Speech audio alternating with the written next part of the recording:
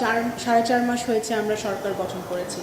এর আগের থেকেই ভিসার সমস্যাগুলো, বিশেষ করে আমাদের যারা বাংলাদেশি ভাইরা যেসব দেশগুলোতে তারা কর্মরত আছে, সেসব দেশে যেমন আরব আমিরাত, মালয়েশিয়া, এইসব দেশগুলোতে ভিসার বন্ধ আছে এবং বন্ধ থাকার বিবিধ কারণ আছে।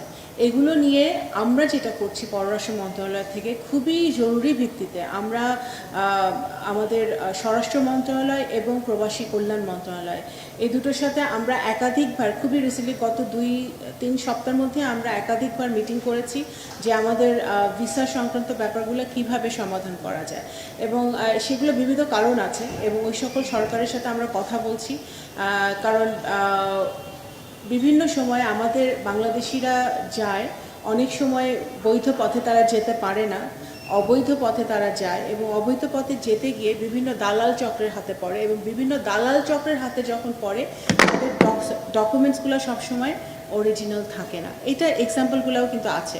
তো এই বিভিন্ন রকম সমস্যা, আমি একটা উদাহরণের কথা বললাম, এই সকল সমস্যাগুলো আমরা অ্যাড্রেস করছি এবং ভিসার সমস্যা যাতে দ্রুত সমাধান হয়, ইউরোপিয়ান ইউনিয়ন, আমাদের মধ্যপ্রাচ্য এবং সহ বিভিন্ন দেশগুলোতে যে ভিসার সমস্যাগুলো আছে, এই সমস্যার সমাধানে কিন্তু আমরা কাজ করছি।